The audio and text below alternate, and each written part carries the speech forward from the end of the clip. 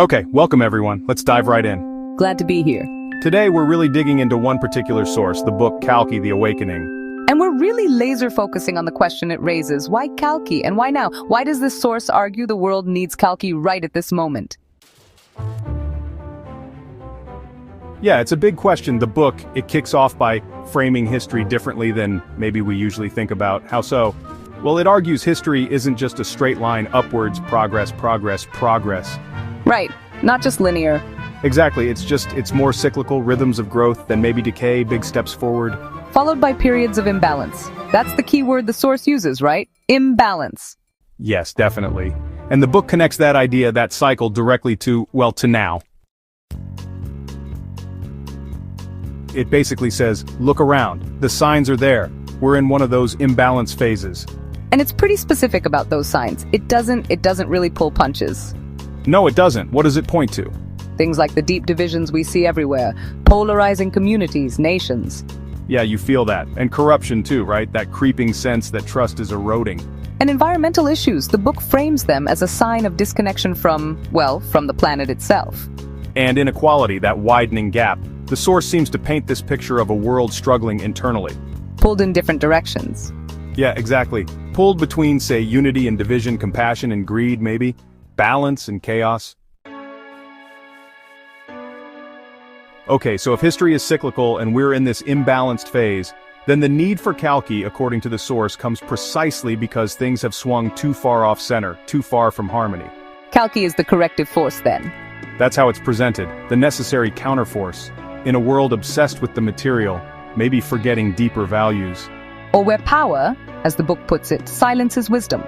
Right, Kalki emerges, or the idea of Kalki emerges as this symbol, a symbol of renewal, a reset. A reminder of what really matters beyond just stuff. Exactly, and this is where I think it gets really interesting. Go on. The source argues this need isn't just about the big picture, the external world, it's also personal. How so? Personal. Well, the idea is that we are part of this imbalance too. Individually, we need an awakening just as much. Okay, I see. It's easy to get caught up in the daily grind chasing things. Fleeting things, maybe. And lose touch with those core values the book talks about, things like inner peace, resilience, and Kalki, he, in this view, embodies or maybe inspires the awakening within us, that inner strength.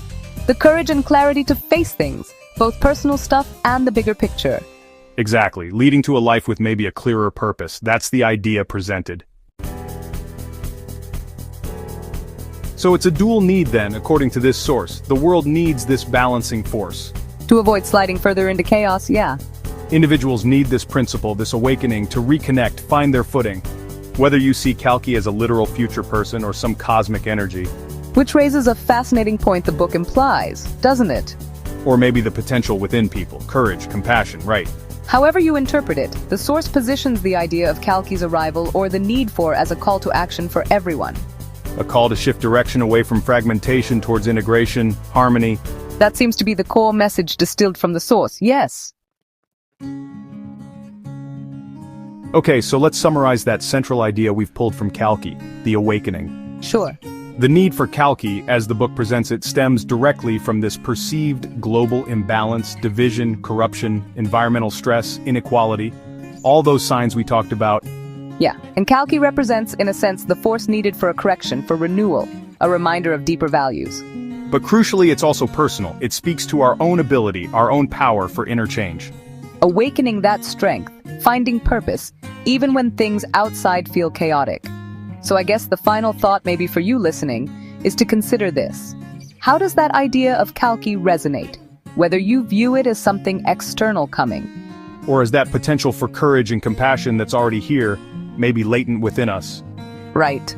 Either way, the source suggests it's a powerful call, a call to believe that transformation back towards balance is possible. Whether that's sparked by a great leader emerging or maybe a collective awakening, a shift in consciousness. Definitely something to chew on. Thanks for diving deep with us today on this.